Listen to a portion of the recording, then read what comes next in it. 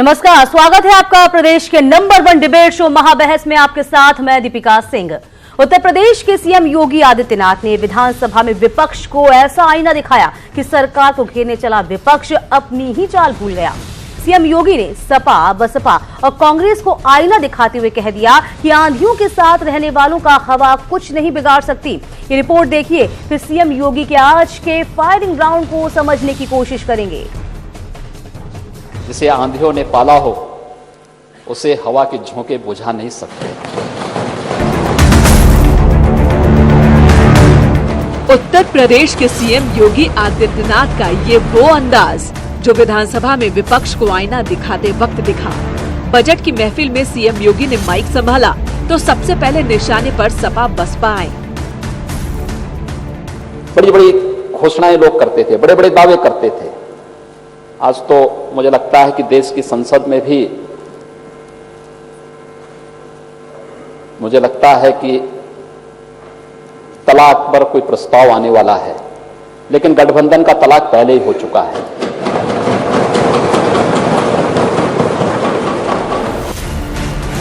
ध्वस्त गठबंधन और पस्त कांग्रेस की हालत पर बिना तरस खाए तंज करते दिखे सीएम योगी।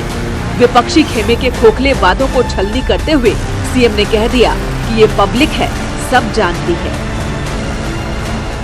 जब कोई किसान आंदोलन करने के लिए नहीं मिला तो राजभवन के सामने और विधानसभा के सामने एक पार्टी के लोगों ने कटे हुए, यानी कोल्ड स्टोरेज में जो आलू सड़ जाता है, उन आलुओं को ट्रॉली में भर करके और कन्नौज से ला करके यहां गिराने का कार्य किया, दिखाने का कार्य किया कि देखे लोग कितना परेशान है।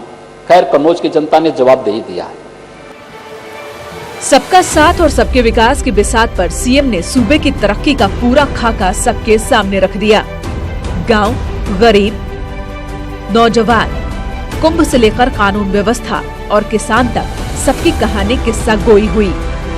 वहीं विपक्ष पर फायर राउंड शुरू किया तो कह दिया कि जो काम करेगा जीत का सेहरा भी उसी के सिर बंधेगा। योजनाओं का लाभ उन लोगों तक पहुंचाने का कार्य कर रहा है तो जनता फिर पीछे नहीं हटती है। वो हर प्रकार की दीवारों को तोड़ने में कोई संकोच नहीं करती है और लोकतंत्र के इस पर्व ने साबित कर दिया। उत्तर प्रदेश में गठबंधन, महागठबंधन और क्या क्या गठबंधन बन रहे थे, सब ध्वस्त हुए। बहरहाल वर्तमान के बही खाते के साथ सीएम ने सूबे के भविष्य का खाका खींच दिया है। विजन के साथ विपक्ष को भी आईना दिखा दिया। सवाल ये है कि क्या सबक से सीख लेगा विपक्ष। चलिए, आज की चर्चा करने के लिए हमारे साथ पूरा पैनल मौजूद है। हमेशा की तरह अमिताभ अग्निहोत्री जी हमारे साथ मौजूद, एग्जीक्यूटिव एडिटर। साथ ही हैं समीर सिंह प्रवक्ता बीजेपी, प्रेमकांत तिवारी हैं राजनीतिक विश्लेषक, मोहम्मद शाहिद हैं प्रवक्ता पीएसपीएल, प्रोफेसर एपी तिवारी हैं आर्थिक विश्लेषक हैं, साथ ही रोहन प्रकाश युवा किसान हैं। आप सभी का बहुत बहुत स्वागत है। अमिताभ जी, आज जिस तरीके से कॉन्फिडेंस दिखाई दिया, हमने भी देखा भी, सुना भी सीएम को, भी कॉन्फिडेंस था उनके द्वारा, उनकी सरकार के द्वारा किए गए कामों का। इस अंदाज के क्या मायने निकाले हम? नहीं, देखिए, भारतीय जनता पार्टी का जो आत्मविश्वास है जी, वो मेरी दृष्टि में बड़ी घटना है, लेकिन उससे भी ज्यादा बड़ी घटना ये कि लोकसभा चुनाव के परिणाम आए, इतनी अवधि बीत गई, लेकिन विपक्ष अभी तक चैतन्य तक नहीं हो पाया। बिल्कुल। तो जब विपक्ष चैतन्यहीनता का शिकार हो जाए और सोनभद्र में प्रियंका गांधी के दौरे को छोड़ दीजिए, तो 23 मई शाम से लेके और आज रात 8 बजे तक उत्तर प्रदेश की जमीन पर विपक्ष का कहीं कोई आविर्भाव तो हुआ नहीं, प्रकटीकरण तो हुआ नहीं। तो अगर जिस राज्य में विपक्ष चैतन्यहीन हो जाए, उस राज्य में स्वाभाविक ही सत्ता पक्ष के पास आत्मविश्वास आएगा। और उसमें भी अगर योगी आदित्यनाथ जैसा लीडर हो, जो लोग उनको जानते हैं, उनकी शैली को जानते हैं, वो इस बात से सहमत होंगे कि योगी आदित्यनाथ में आत्मविश्वास हमेशा रहा। जब वो केवल गोरखपुर के सांसद हुआ करते थे तब भी उनमें इतना ही आत्मविश्वास दिखता था। और दूसरी तरफ वो विपक्ष है जो ट्विटर और फेसबुक से आगे नहीं बढ़ पा रहा, बहुत हिम्मत जुटाता है तो एएनआई तक जाता है, एएनआई से आगे नहीं जा पा रहा, वो लक्ष्मण रेखा लांघ ही नहीं पा रहा। न गांव में, न सड़क पर, न रेल में, न ठेले में, न मेले में, कहीं नहीं। तो ट्विटर से थोड़ी ना राजनीति चलेगी। अगर फेसबुक, ट्विटर और एएनआई से राजनीति चलनी होती तो इस धरती पर सबसे सरल काम राजनीति हो जाती, सियासत करना सबसे सरल काम होता। कहां है वो दल जो कह रहे थे कि देश की सरकार हमारे बिना नहीं बनेगी? अभी तक तो वो ये भी नहीं बताए कि सो रहे हैं कि जग गए, नींद खुली कि नहीं खुली। 23 मई को कितना समय बीत गया, सोच लीजिए। बड़े विपक्षी दल नहीं, छोटे विपक्षी दल भी यही कह रहे थे कि हमारे बिना सरकार केंद्र में नहीं बन सकती भारत की। भारत की सरकार बनेगी तो बनाने वालों को हमारे दरवाजे आना पड़ेगा। उनका ही दरवाजा उठा ले गई जनता, दरवाजे नहीं बचा। लेकिन सो रहे हैं तो सो ही रहे हैं, चद्दर और मुंह तक तान लिया। हां, आज मुख्यमंत्री की एक बात महत्वपूर्ण है जो मुझे लगता है, जो विधानसभा में आज उन्होंने उत्तर दिया अनुपूरक बजट पर चली बहस का, उसमें एक बात महत्वपूर्ण थी। 2014, 17 और फिर 19 ये 3 परिणाम लगातार आए, 3 जनादेश। तो अब भारतीय जनता पार्टी को कहने का अधिकार, नैतिक अधिकार है कि भारत में राजनीति की जो परंपरागत शैली थी वो उसने बदल दी। मैदान बदल गया, नियम बदल गया, व्याकरण बदल गया। उत्तर प्रदेश में जातियां नहीं टूटी होती तो ये जनादेश कैसे आता? 17 में भी कैसे आता? 14 में भी कैसे आता इतना बड़ा जनादेश? और 2019 में तो कतई नहीं आता जब सपा बसपा का अलायंस हो। तो अगर योगी आदित्यनाथ ये कहते हैं कि जनता ने सारी दीवारें तोड़ दी, सारी दीवारें ध्वस्तीमान कर दी, तो ठीक कह रहे हैं, इसमें क्या गलत है? अगर सारे विपक्षी दल इसी आधार पर अपना टेबुलेशन कर रहे थे ना कि इतने यादव, इतने मुसलमान, इतने काछी, इतने कोरी, इतने कुर्मी, इतने जाटव, इतने गैर जाटव, और जोड़ घटाना उसी पर चल रहा था, वो पन्ना तो जनता ने फाड़ा। और नहीं फाड़ा होता तो 64 सीट बीजेपी कैसे जीतती अपने सहयोगियों के साथ? ये एक बड़ा, मैं कहूंगा एक बड़ी शिफ्टिंग है उत्तर प्रदेश के राजनीतिक इतिहास में। इसके पीछे शासन भी है कि भाई गवर्नेंस कैसी है, उस पर भी जनता ने मोहर लगाई। इसके पीछे जनता ने यह भी देखा नियत कैसी है शासक की, नीति कैसी है शासक की, कोई दृष्टिकोण है उसके पास के नहीं, सरकारी योजनाओं और लाभों में क्या जाति वर्ग संप्रदाय को देखकर डिस्क्रिमिनेशन तो नहीं हो रहा कहीं? यह बात योगी आदित्यनाथ बोले या ना बोले उससे भी फर्क नहीं पड़ता। जिसके पास सामान्य समझ है वो इस बात से सहमत होगा कि 3 बड़े जनादेश उत्तर प्रदेश के 14, 17 और 19, जिसमें 19 के जनादेश को मैं सबसे महत्वपूर्ण मानता हूं उत्तर प्रदेश में। 14 से भी बड़ा जनादेश है 19 का, 14 से भी बड़ा जनादेश। फिर अब तो शक की गुंजाइश नहीं बचती ना, अब कुतर्क हो सकता है, तर्क की गुंजाइश कहां है? जो सबसे बड़ा ब्रह्मास्त्र था विपक्ष के पास वो चल दिया।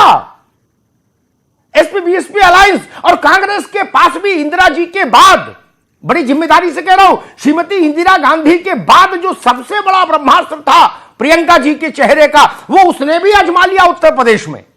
क्या हुआ? बड़ी मुश्किल से सोनिया जी जीत पाई, बड़ी मुश्किल से। राहुल गांधी हार गए अमेठी से, सोचिए, छोटी घटना है क्या? इसका मतलब जो हम लोग थ्योरी पढ़ते रहे या अन्य विपक्षी दल जिस थ्योरी को पढ़कर बड़े हुए नेता लोग और शासन करते रहे, उनको अपनी किताब बदलनी होगी। सपा, बसपा, कांग्रेस, शिवपाल यादव की पार्टी, अपना दल और जितने भी जो छोटे मोटे दल है, ओम प्रकाश राजभर की पार्टी और डॉक्टर अयूब की पार्टी, अजीत सिंह की पार्टी, सबको वो किताब बदलनी होगी जो कागज पर बैठकर जिता देती थी।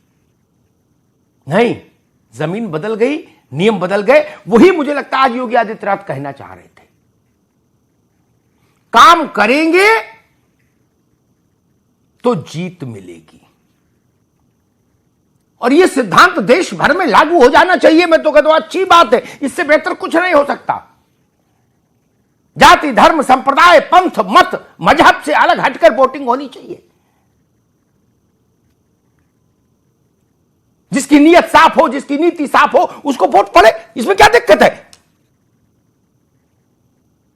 वही पुराने घिसे पिटे नारा, वही पुराने घिसी पिटी भाषण शैली। कोई कह रहा पिछड़ो एक हो जाओ, कोई कह रहा पिछड़े हो दलित एक हो जाओ, कोई कह रहा दलित मुसलमान एक हो जाओ। अरे हिंदुस्तानी एक हो जाओ, ये बात क्यों नहीं? 23 करोड़ की जनता उत्तर प्रदेश की एक हो जाए, ये बात क्यों नहीं? फिर पिछड़ों में भी भेद, बोले राजभर एक हो जाओ, बोले पटेल एक हो जाओ, कोई सबल पार्टी बना रहा, कोई पिछड़ा पार्टी बना रहा। अगर सच में ये ट्रेंड आगे कैरी करता है तो मैं इसको भारत के लोकतंत्र के माथे पर कुमकुम का टीका मानूंगा। जो काम हमारे पुरखे नहीं कर पाए, गांधी, पटेल, अंबेडकर नहीं कर पाए, बड़े लोग थे, हम लोग बहुत छोटे लोग हैं, वो काम अगर आज हो गया तो भी ये भारत माता का सौभाग्य है। 2019 के भारत में इस आधार पर वोट क्यों पड़े कि कुर्मी इधर जाएंगे, कोरी इधर जाएंगे, जाटव उधर जाएंगे, धानुक उधर जाएंगे, बामन इधर जाएंगे, बामन में भी सरयू पारी उधर और कान्य कुब्ज उधर और जुझौतिया अलग अलग। ये चुनाव का विमर्श नहीं हो सकता, चुनाव का विमर्श होना भी नहीं चाहिए। प्रेमकांत जी, मैं आपसे बात शुरू करूंगा। क्या वास्तव में 3 जनादेश उत्तर प्रदेश के सामने हैं, 14, 17 और 19, जिसमें 19 का रण सबसे विकट था? मेरे ख्याल से मुलायम सिंह जी, कांशीराम जी के बीच में जब अलायंस हुआ और भाजपा से उनका मुकाबला हुआ, ये उसी से केवल इसकी तुलना हो सकती, बाकी तो 1947 से आज तक कोई घटना नहीं जो इसके पैरेलल खड़ी हो। इतना विकट चुनाव था। उसमें भी अगर भाजपा इतना जीतती है तो क्या यह माना जाए कि जाति पर वोट पड़ने की जो एक परंपरा थी उत्तर प्रदेश में, वो शिथिल हुई है? कसावटें मैं नहीं कहूंगा सब ध्वस्त हो गई होंगी, लेकिन ध्वस्त होने के रास्ते पर चल गई है जनता कि भाई इन दीवारों को ध्वस्त करो, इन दीवारों को गिराओ। अमिताभ, आपको ऐसा लगता है क्या? अमिताभ जी, ये बात आप सही कह रहे हैं कि पूरी तौर से तो अभी ध्वस्त नहीं हुआ है। जो लोकतंत्र की वांछित मंजिल है वो तो अभी नहीं हासिल हुई है, ये बात सही है, लेकिन काफी कुछ रास्ता तय हो गया है और काफी कुछ पेवेलियन बन गई है, काफी कुछ ऐसा माहौल अब बन गया है। और पिछली बार जो एक इस तरीके का भारतीय जनता पार्टी के अध्यक्ष अमित शाह जब आए थे उत्तर प्रदेश में सरकार बनने के बाद 2017 में, वो अप्रैल में आए थे, मार्च में सरकार गठित हुई थी, योगी जी ने शपथ ली थी और अप्रैल में आए थे अमित शाह जी, और उन्होंने इस बात को भांप लिया था कि अब लगता है कि हमारे खिलाफ सब एक साथ में गोलबंद होंगे। और उसी समय उन्होंने एक ये अपने कार्यकर्ताओं को संदेश दिया था, एक ये निर्देश दिया था कि अब 51% वोट की तैयारी करो। और 51% वोट की जो तैयारी थी वो केवल ऐसा नहीं कि सिर्फ नारा उत्साह या केवल जोश भर दिया और उससे काम बन जाए। उस पे उन्होंने जो केंद्र सरकार की उनकी अपनी नीतियां थीं, जो विकास था, और उसमें मैं 3 शब्दों का इस्तेमाल करना चाहता हूं कि नाम, काम और राष्ट्रवाद। तो मोदी जी का नाम सेंटर में चल रहा था और उसके बाद में उनके जो काम की जो चीजें थी, जो असर था, जो प्रतिक्रिया थी, वो अपनी जगह पर थी। और काम जिस तरीके से चल रहा था, चाहे वो भारतीय जनता पार्टी के हमारे साथी गिनाते ही हैं कि उज्ज्वला हो गया और सड़क हो गया, बिजली हो गया, पानी हो गया, ये सब बातें जो है अपनी जगह पर हैं ही। तो इसके अलावा राष्ट्रवाद, अब आज का जो बजट भी है, आज योगी जी जिस तरीके से अपनी बात उन्होंने कही कि लोकतंत्र में चेहरा देख करके विकास नहीं होता, तो कुल मिलाकर के वो जातिवाद के और वर्गवाद के और धर्मवाद के खिलाफ बात जाने वाली है, जिसमें वो अपनी रास्ते को हमवार अच्छी बात करते है, हुए ऐसा आगे ही बढ़ते होना दिख चाहिए रहे हैं। तिवारी जी, और ऐसा ही होना चाहिए। जाति पर वोट कभी भला नहीं कर सकता।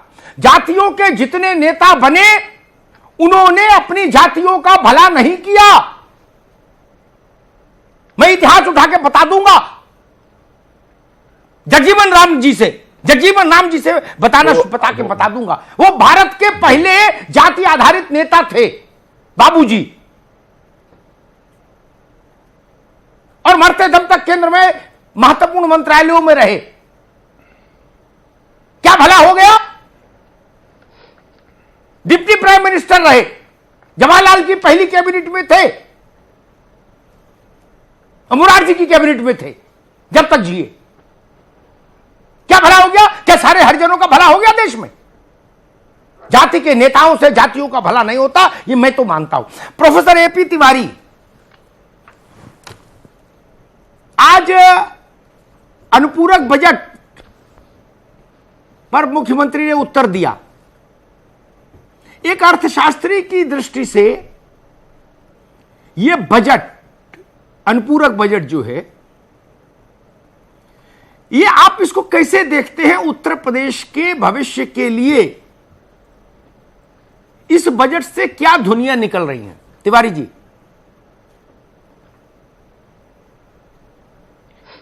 अमिताभ जी, अगर इस अनुपूरक बजट के निहितार्थों को देखना है, तब जो एक सामान्य बजट प्रदेश सरकार का था उस पर भी नजर दौड़ानी पड़ेगी।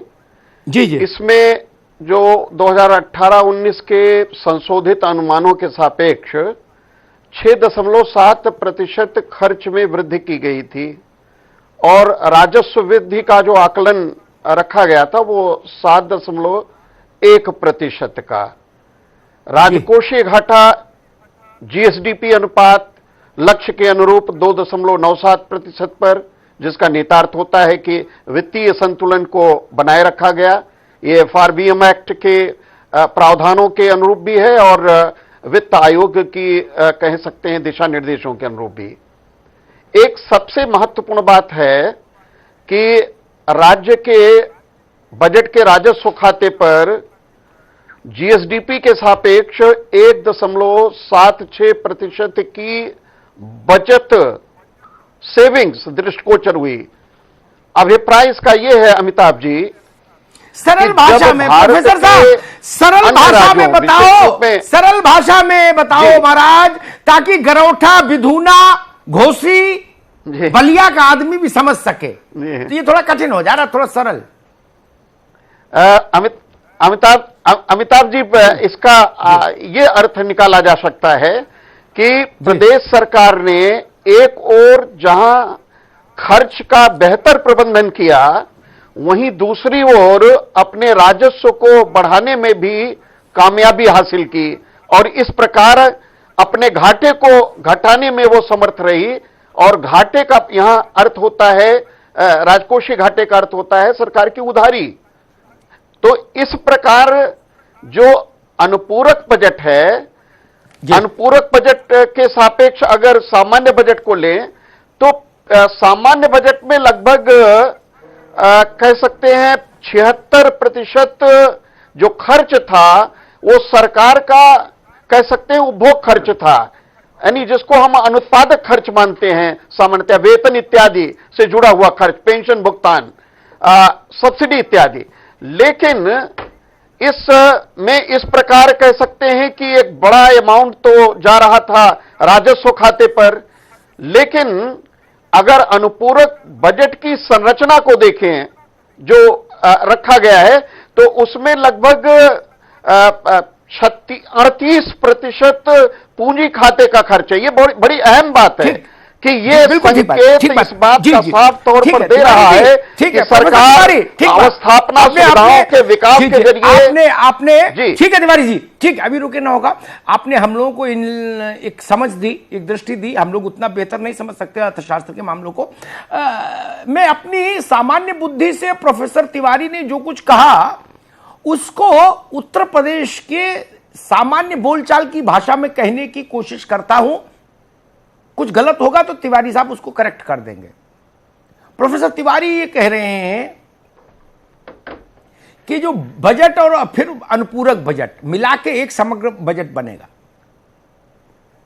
उसमें घाटे को कम किया गया, वो कोशिश की गई, आमदनी बढ़ाने की कोशिश दिख रही है, आमदनी बढ़ाई गई। एक दो चीज महत्वपूर्ण। और तीसरी चीज जो वो कह रहे हैं, कठिन भाषा है थोड़ी सी उनकी, प्रोफेसर साहब है इसलिए, उसका आशय ये है कि ऐसे कामों में पैसा लगाया जा रहा है जो भविष्य के लिए रोजगार पैदा करेंगे, रोजगार के अवसर पैदा करें, चाहे सड़क हो, चाहे पुल हो, पुलिया हो, हाईवे हो, सुपर हाईवे हो, एक्सप्रेसवे हो, इस टाइप की जो चीजें हैं। अर्थशास्त्र में मोटे तौर पर दो तरह का खर्चा बताया गया। एक वो जो खाया पिया और सो गए कि भाई ठीक है सिस्टम को चलाने के लिए उतना खर्च हो गई होगा, उसको अर्थशास्त्र वाले बोलते हैं अनुत्पादक खर्च, जिसमें तिवारी जी ने बताया तनख्वाह है, पेंशन है, सब्सिडी है, ये सब है। दूसरा होता ऐसी जगह खर्चा जहां से 2 रुपया लगाओ तो 4 रुपया पैदा हो, उसमें फैक्ट्री है, सड़क है, हाईवे है, बंदरगाह है, रेल है, ट्रेन है, बस है, इस टाइप की चीजें आती हैं। तिवारी साहब यही कहना चाह रहे थे ना आप सरल भाषा में? जी, इसमें एक बस बहुत कम शब्दों में रखेंगे जी, जल्दी से कहिए। यह एक नया प्रयोग है सूबे में कि जहां पर आर्थिक विकास के साथ सांस्कृतिक विकास को भी केंद्र में रखते हुए सूबे की आर्थिक तरक्की को गति देने की कोशिश की जा रही है। जी ठीक है, ठीक बात। रोहन प्रकाश के पास में चलूंगा। मैंने रोहन को जानबूझकर चुना। खेती किसानी की बात हम जब करते हैं तो एक बुजुर्ग सा चेहरा हमारे जहन में सामने आता है, एक ताऊ चाचा की उम्र के। मुझे लगा नहीं, एक नौजवान जो खेती किसानी से जुड़ा हो उसकी बात सुने, देखिए क्या कहता है, उसके मन में क्या है। रोहन, मुख्यमंत्री ने आज खेती किसानी के बारे में भी बहुत सारी बातें कही और केंद्र सरकार के बजट में भी एग्रीकल्चर पर खासा फोकस था। आप लोग यानी भारत, उत्तर प्रदेश के किसान कैसे देख रहे हैं इन चीजों को?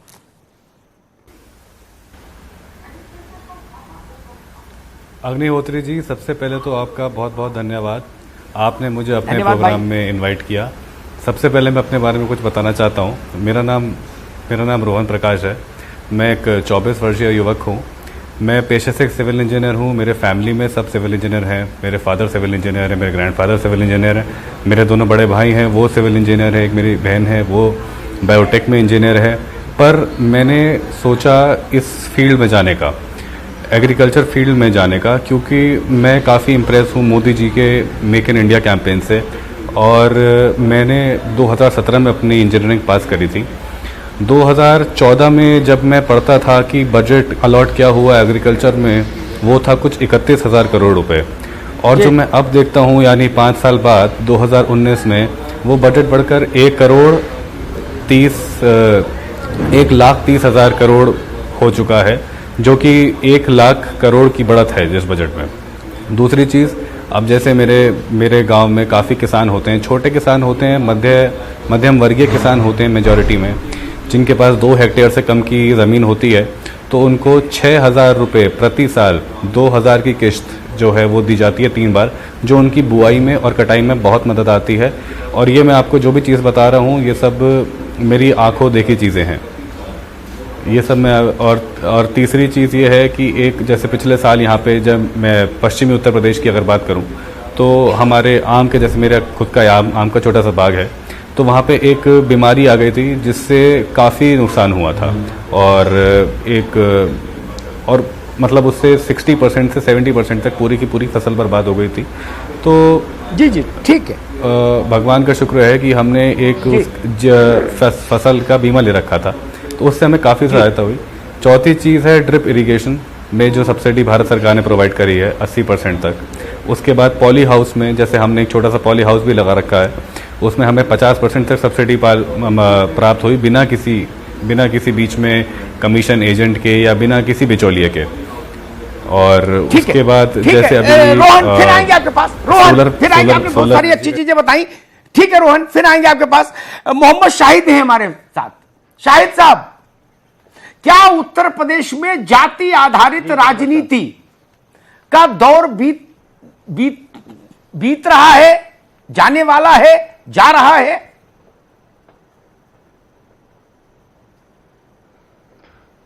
अमिताभ भाई, आपको भी याद होगा, इससे पहले भी मैं आपके साथ इसी तरह की डिबेट में बैठ चुका हूं और शायद आपको याद हो। देखिए, जब भारतीय जनता पार्टी ने 2017 में, मैं थोड़ा सा पीछे नहीं, अभी मैं जात की बात कर लूं पहले, फिर उसके बाद दूसरी बात करूंगा। 2019 के चुनाव से 4 महीने पहले, 4 महीने या 5 महीने पहले जितनी उत्तर प्रदेश की जातियां थीं, सबका सम्मेलन किया और वो उन्होंने चुनाव जीत लिया। देखिए, जब उन्होंने जातिवाद करी तो लोगों ने चर्चा नहीं करी, जब चुनाव हो गया तो ये हो गया कि जातिवाद का वो पूरा गणित टूट गया। ऐसा नहीं है। आज भी देखिए, भारतीय जनता पार्टी ने बड़ी चतुराई के साथ जितनी उत्तर प्रदेश में जातियां हैं, आप देख लीजिए, मौर्य, कुशवाहा, यादव, दलित, जितनी जातियां थी सबका सम्मेलन करा, ब्राह्मण से लेकर हर तरह का सम्मेलन किया। आपको भी याद होगा, मैंने इस पे आपने मुझे बुलाया था, मैंने उसमें शेयर किया था उसको बातों को। तो मैं भारतीय जनता पार्टी की जो चतुराई है, अब वो बार बार कहती है, अभी जब चुनाव आएगा, कोई भी चुनाव आएगा, आप देखिएगा इसी तरह का जाति सम्मेलन वो फिर करेंगे। ठीक है मोहम्मद शाहिद, मेरा सिर्फ कहना इतना था। मोहम्मद शाहिद, एक मिनट मालिक, मैंने इस बात को इसलिए कहा कि सपा एक सामाजिक वर्ग का सबसे बड़ा चेहरा, राजनीतिक चेहरा, बसपा दूसरे सामाजिक वर्ग का सबसे बड़ा राजनीतिक चेहरा। अगर उन वर्गों का वोट भी उस तक नहीं पहुंचा, इसका मतलब जाति की दीवारें टूटी, यही तो कह रहा हूं। नहीं, अगर आपकी पार्टी को वो उस वर्ग का वोट नहीं मिला, इसका मतलब जाति का वर्ग जाति की दीवारें टूटी, यही तो कह रहा हूं। जनता किसी भी चुनाव को हराती है और किसी चुनाव को जिताती है। आज जनता ने भारतीय जनता पार्टी को जिताया, भारतीय जनता पार्टी सरकार चला रही है। आपने एक दूसरी बात भी मैं कहना चाह रहा हूं, आपको याद होगा जब 2017 में उत्तर प्रदेश की सरकार माननीय योगी जी के नेतृत्व में बनी, उसके बाद एक ग्राउंड सेरेमनी हुई थी, देश भर के बड़े बड़े पूंजीपति उद्योगपति आए थे और उसमें एमओयू साइन हुए थे, करीब 2 लाख करोड़ या 1 लाख, ऐसे 1.5 लाख करोड़ के साइन हुए थे। मैं उत्तर प्रदेश की जनता और आपके चैनल के माध्यम से, जिसको करोड़ों लोग देख रहे हैं, मैं ये पूछना चाहता हूं, वो पैसे जो एमओयू साइन हुए, उसका एक हिसाब कहीं बता दें हमको।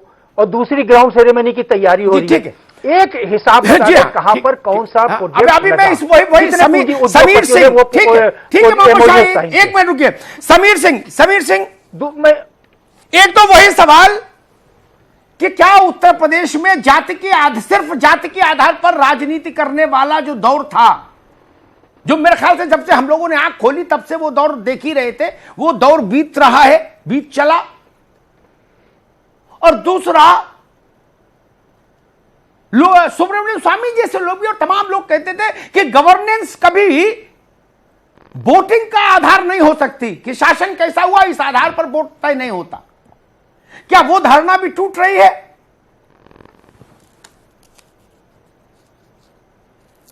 निश्चित रूप से अमिताभ जी, आपके दो सवाल, एक तो जाति की सीमा टूटेगी, ये हम सब लोग कहते आए थे पहले भी चुनाव के अंदर, और आपके चैनलों पर भी मैंने कई बार कहा था कि 1993 का गठबंधन और 2019 के गठबंधन में जमीन आसमान का अंतर है। ये न सपा समझ पा रही न बसपा समझ पा रही है। गठबंधन इसके पहले भी अखिलेश यादव ने कांग्रेस से किया था, पराजित हुए थे 17 में।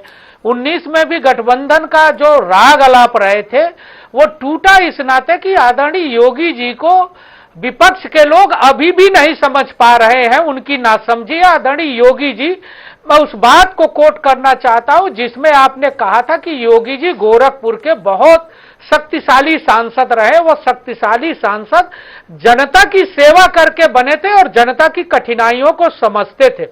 सरकार में आने के बाद योगी जी ने उत्तर प्रदेश के अंदर जिन चीजों की प्राथमिकता दी वो उत्तर प्रदेश की जनता ने पसंद किया, चाहे वो गरीबों के भलाई का रहा हो, चाहे वो किसानों के भलाई का रहा हो। पिछली सरकारें शुगर मिल बेचती थी, योगी जी ने गन्ना मिलों का भुगतान कराया और गन्ना मिलें चालू कराए। योगी जी ने नारा दिया सबका साथ सबका विकास और कानून का राज।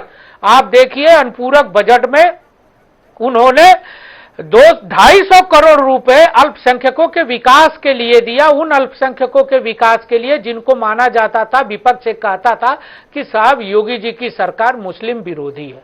और योगी जी के प्रयास से भारत सरकार को 18-19 से पहले मिलने वाला 400 करोड़ रुपए का बजट अल्पसंख्यकों के विकास के लिए प्रधानमंत्री जन विकास योजना के नाम से 1150 करोड़ रुपया 2018-19 में हुआ है। ऐसे में 10 उदाहरण दे सकता हूं। मेडिकल कॉलेज, 14 मेडिकल कॉलेज वो बनाने जा रहे हैं, जो सरकारी अस्पताल थे उसको उचित करके वो मेडिकल कॉलेज बनाने जा रहे हैं। पर्यटन और संस्कृति का विकास करने जा रहे हैं, जिसको अभी हमारे अर्थशास्त्री ने कोट किया। जहां वो मंदिरों का निर्माण कर रहे हैं, वही आगरा के अंदर वो मुगलों के म्यूजियम का भी विकास कर रहे हैं। ये समाजवादी पार्टी और बसपा के लोगों को समझना पड़ेगा शिकायत करने से पहले। देखिए, जाति किसी की भी जाति हो सकती है, जाति को कोई इग्नोर नहीं करता, लेकिन विकास सबसे बड़ा मुद्दा है। गरीब आदमी अपने घर का विकास देखता है, अपने खेत का विकास देखता है, अपने बाल बच्चों का विकास देखता है, और पिछली सरकारों ने अपना विकास किया, गरीबों का विकास नहीं किया। वो अभी नौजवान किसान जो कह रहा था कि 6,000 रुपए सालीने, उत्तर प्रदेश के अंदर जो 6,000 रुपए सालीने 2 किस्त किसानों को योगी जी ने अल्प समय में दिया। गांव की हालत ऐसी है अमिताभ जी कि उसको यूरिया लेने के लिए उन्हीं बड़े लोगों से पैसे लेने पड़ते थे। बड़े लोग यूरिया के आधा दाम को सूद के रूप में लेते थे। आज किसान को 6,000 रुपए मिल रहे हैं, वो अपनी जरूरत की चीजें तत्काल पूरा कर सकता है। ऐसी बहुत सारी योजना, चाहे उज्ज्वला रहा हो, चाहे शौचालय रहा हो। चर्चा जारी रखें। स्वागत है आप सभी का ब्रेक के बाद। तो आज सीएम ने अपने बेबाक अंदाज में बता दिया विपक्ष को कि खोखले वादों से जीत नहीं मिलती, काम करना होगा और सेहरा उसी के सर पर बंधेगा। अमिताभ जी। तिवारी जी, प्रेमकांत जी, चाहे उज्ज्वला हो, चाहे शौचालय हो, इस तरह की जब योजनाएं चल रही थी तो मैं भाजपा में भी कुछ लोगों को इस बात से वो देखता था, वो लोग भी चर्चा करते थे कि भाई इसका ज्यादा लाभ तो उन वर्गों को जा रहा है जो ट्रेडिशनली हमारे वोटर नहीं रहे उत्तर प्रदेश के संदर्भ में, वो सपा के हैं, बसपा के हैं या और हैं, लेकिन फिर भी वो सुविधाएं सबके लिए जारी रही। क्या ये बड़ा मैंडेट उसी का परिणाम है कि जब शासन ने अपने द्वारा दी जाने वाली सुविधाओं में जाति और मजहब के भेद को नहीं माना तो उसका लाभ वोट में मिला पार्टी को? तिवारी जी, आप बहुत हद तक अमिताभ जी ये बात जो कह रहे हैं बिल्कुल सही है। और मैं सिर्फ अपने एक तजुर्बे की बात आपसे साझा करना चाहता हूं। जी। मेरा गांव यही बख्शी का तालाब के पास लखनऊ में जी पड़ता है और मैं भी वहीं से मिडिल स्कूल तक पढ़ा, टाट पट्टी पर पढ़ा। और वहां पर हमारे साथ के जो लोग पढ़ते थे, मेरे गांव के पड़ोस के, मैं अपने गांव के पड़ोस में चला गया कुछ लोगों से बातचीत करने के लिए, पत्रकार होने के नाते, कि क्या रुख है। कांग्रेस ने 72,000 गरीबी पर वार का नारा दिया था और मोदी जी के 6,000 का मामला था। तो मैंने अपने मित्र हैं उनसे कहा कि भाई 6,000 की तरफ जाओगे कि 72,000 की तरफ जाओगे? एक तरफ 6,000 साल में है और दूसरी तरफ 6,000 महीने का मसला है। तो उन्होंने कहा भैया देखो याक बात बताइए, याक चिड़ैया हाथे में है तो वह ज्यादा नीक है, और दो ठोरी जो है झुलिया में है, झाड़ी में है, तो वही हमका नाई नीकी है। तो ठीक बात जी, समय कम है, छोटी छोटी टिप्पणियां लूंगा, छोटी छोटी टिप्पणियां लूंगा। रोहन प्रकाश, जो बात प्रेमकांत जी कह रहे हैं, 6,000 साल बनाम 72,000 साल का मुकाबला था, फिर भी 6,000 साल वाले पर भरोसा किया जनता ने।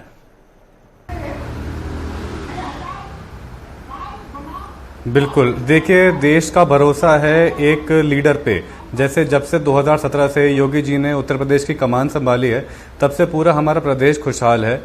और ये जो अभी बातें हो रही हैं जाति की, प्रजाति की, तो जब मैं किसी को अपना सामान देता हूँ या मैं किसी से, जैसे हमारे किसान काम करते हैं, हमारे साथ काम करते हैं, हम काम करते हैं, हम किसी से कोई किसी की जाति नहीं पूछते, ना हमसे कोई सामान लेते वक्त हमारी जाति पूछता है। मेरा यही मानना है कि जब से योगी जी ने इस कमान संभाली है, तब से काफ़ी बेहतर स्थिति हुई है हमारे देश की। और मैं चाहता हूं कि ये जैसे हमारी धरती है, ये तरीके से सोना उगले। ठीक बात है, तो ठीक बात है। मैं और सबको शासन को समदर्शी होना ही चाहिए। ठीक बात है Rohan. Professor Tiwari, professor AP Tiwari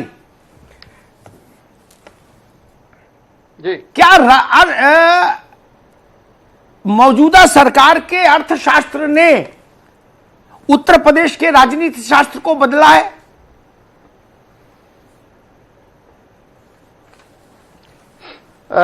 Amitabh ji, मेरा ये कन्विक्शन है कि उत्तर प्रदेश में अब एक नया विकास का प्रतिमान उभरा है। विशेष रूप में अगर हम देखें 2017 के बाद, वो प्रतिमान है कि जिसमें राजनीति अब विकास को नहीं डिक्टेट कर रही है, बल्कि विकास राजनीति को डिक्टेट करने लगा है। और यह बहुत एक कह सकते हैं शुभ संकेत है भारत की राजनीतिक अर्थव्यवस्था के लिए, तो है ही, क्योंकि उत्तर प्रदेश में लगभग 17% देश की आबादी रहती है। ऐसे में जो अभी आप उल्लेख कर रहे थे कि क्या गवर्नेंस और विकास वोटिंग पैटर्न को निर्धारित करेंगे, मेरे अपने अध्ययन है कि 2019 के इस चुनाव ने इसको पुष्ट किया है कि विकास और एक कह सकते हैं गुड गवर्नेंस के फैक्टर्स ज्यादा मजबूती के साथ मतदाताओं के व्यवहार को प्रभावित कर रहे हैं। तो ये एक पैराडाइम शिफ्ट है जिसको कह सकते हैं, विकास की मर्यादाओं में परिवर्तन हो रहा है। बिल्कुल सबका साथ, सबका विकास, प्रोफेसर साहब समय कम है, मैं मोहम्मद शाहिद के पास चलूंगा। मोहम्मद शाहिद, जो बात प्रोफेसर तिवारी कह रहे हैं, अब राजनीति अर्थशास्त्र को डिक्टेट नहीं करेगी, गुड गवर्नेंस, डेवलपमेंट राजनीति को निर्देशित करेंगे। आप सहमत हैं? ये मैं मानने को बड़ा बदलाव आ रहा है। नहीं, मगर गुड गवर्नेंस उत्तर प्रदेश सरकार का कहीं गुड गवर्नेंस दिखा हो तो बताएं हमको। मैं अपने चैनल के बड़े सम्मानित व्यक्तियों से पूछना चाहता हूं, प्रदेश की जनता कहां पर खुशहाल है? आप हमको बता दी, कानून व्यवस्था बद से बदतर हो रही। अभी बजट की बात आपने करी, अनुपूरक बजट जो हुआ है 4,97,000 करोड़ का, उत्तर प्रदेश के लखनऊ राजधानी है, हॉस्पिटल में अमिताभ भाई वेंटिलेटर नहीं है।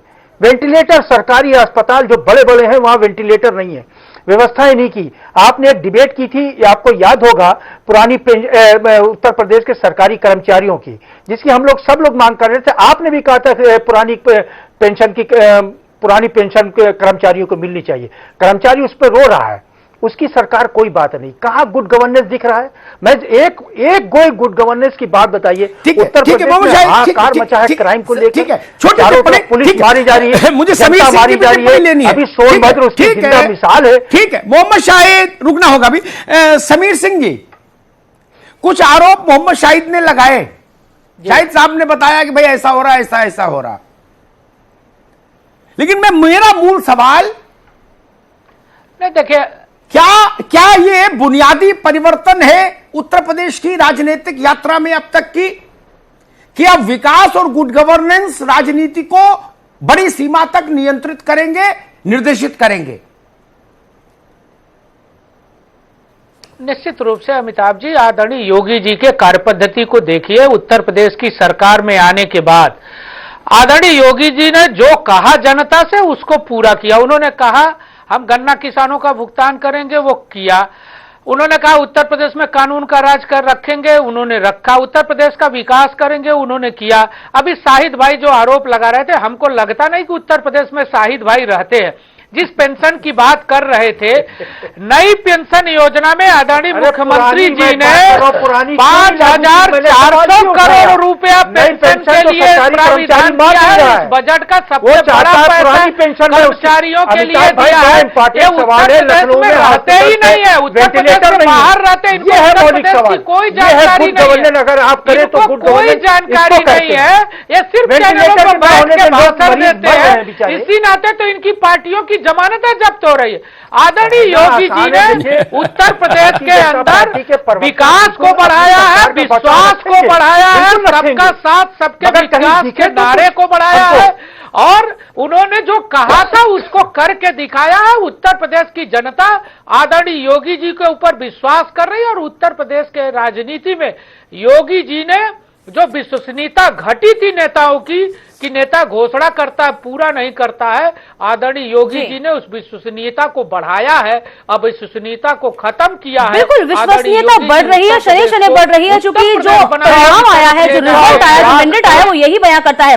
और वहीं शाहिद जी, यदि ऐसा लगता है आपको कि सरकार काम नहीं करे तो विपक्ष को मैदान में आना चाहिए, लेकिन विपक्ष तो अभी भी नदारद ही दिख रहा है। अमिताभ जी, देखिए, मैं मोहम्मद शाहिद की बात से अपनी बात शुरू करूंगा। शाहिद साहब ने कुछ सवालात रखे। मोहम्मद शाहिद आप नहीं, अब रुकिए। कहा भाई सब दुखी हैं। मोहम्मद शाहिद पुराने राजनेता हैं, लंबा राजनीतिक जीवन उनका रहा, तजुर्बा। जनता दुखी है या सुखी है, संसदीय लोकतंत्र में, पार्लियामेंट्री डेमोक्रेसी में उसका एकमात्र थर्मामीटर है चुनाव। 19 से पहले भी यही कोरस था कि जनता दुखी है, चुनाव होगा पता लग जाएगा, चुनाव होगा पता लग जाएगा। लहर आई यूपी में, गाना भी आया था एक, पाला 19 में पलटाई रहे लहर आई यूपी में, आया था ना गाना। तब भी यही था कोरस कि सब दुखी हैं। तो अगर 23 करोड़ आदमी दुखी होता तो 19 में परिणाम आपके पक्ष में क्यों नहीं हुआ? तब शिवपाल जी की पार्टी के 50 सांसद चुन के आने चाहिए थे, महागठबंधन के चुन के आने चाहिए थे, राहुल जी की पार्टी के लोग चुनकर आने चाहिए थे। वहां तो राहुल जी भी हार गए। बताइए, जिसने 72,000 रुपया साल देने की घोषणा की वही आदमी चुनाव हार गया, खुद अपना, पार्टी छोड़ो। शिवपाल जी फिरोजाबाद, क्या हुआ? जनता ही जज है ना, निर्णय तो हम आप नहीं कर सकते ना, हम आप निर्णय की समीक्षा कर सकते हैं, लेकिन निर्णय तो केवल जनता ही करेगी ना। और अगर जनादेश सामने है तब दोपहर का 12 बज रहा है और हम अंधेरा कैसे कह दें? जनादेश तो सामने है, कागज पर है, ब्लैक एंड व्हाइट है, उसको कैसे नकार देंगे? और ये जनादेश तो फैब्रिकेटेड नहीं हो सकता किसी के लिए। क्योंकि इस देश के लोकतंत्र की खूबी है ये। कहीं ममता जी शासन करती हैं, कहीं नीतीश बाबू शासन करते हैं, कहीं केजरीवाल जी शासन करते हैं। ये देश गुलदस्ता है, जनता बालिक है, जहां जिसको अच्छा समझती है उसको चांस देती है। तब ये तर्क नहीं चलेगा कि सब हाय हाय त्राही त्राही कर रहे हैं। अगर सब त्राही त्राही कर रहे हैं तो वोटर भी तो वही है, इसलिए तर्क फिलहाल खारिज करता हूं। त्राही त्राही नहीं है, जनता संतुष्ट थी इसलिए वोट मिला। असंतुष्ट जनता कभी आपको नहीं जिताएगी। जनता का मन आपसे खट्टा होगा तो राहुल गांधी चुनाव हार जाएंगे। मैं बाकी सबके नाम नहीं लेना चाहता, कैसे कैसे लोग चुनाव हार गए। छोटी बात है क्या? कुछ तो वजह रही होगी, उसकी आत्मसमीक्षा नहीं करना और फिर वही कोरस गाना कि सब दुखी हैं। अरे बाबा, सब दुखी हैं तो वोट में क्यों? देखिए, निर्णय जो आएगा हम तो उसी को मानेंगे ना। ये तो राजनीतिक वक्तव्य हो जाएगा कि सब दुखी हैं। 77 में इंदिरा जी से लोग दुखी थे तो हरा दिया था ना माता पुत्र दोनों को, और हिंदी भाषी भारत में एक भी सीट नहीं आई थी कांग्रेस की। दक्षिण से जरूर 120 सीट जीत के आई थी वो, लेकिन उत्तर भारत में नहीं आई थी एक सीट। कैसे मान ले? 12 में आपसे जनता खुश थी, आपको बैठाया राज सिंहासन पर। 7 में बसपा से खुश थी, बसपा को बैठाया। 17 में भाजपा अच्छी लगी तो प्रचंड बहुमत के साथ भाजपा को बैठाया। ये क्यों नहीं स्वीकार करते सब लोग? और इससे बड़ा इम्तिहान अगर कभी उत्तर प्रदेश में हुआ हो, सपा बसपा के अलायंस के बाद चुनाव हो, तो हमें बता दो भाई। 93 छोड़ दीजिए तो 19 से बड़ा रण, विकट रण मैंने तो नहीं देखा अपने 30 साल के करियर में। कांटे की टक्कर थी, कांटे से भी ज्यादा कांटे की टक्कर। उसका स्कोरबोर्ड तो देखना होगा ना।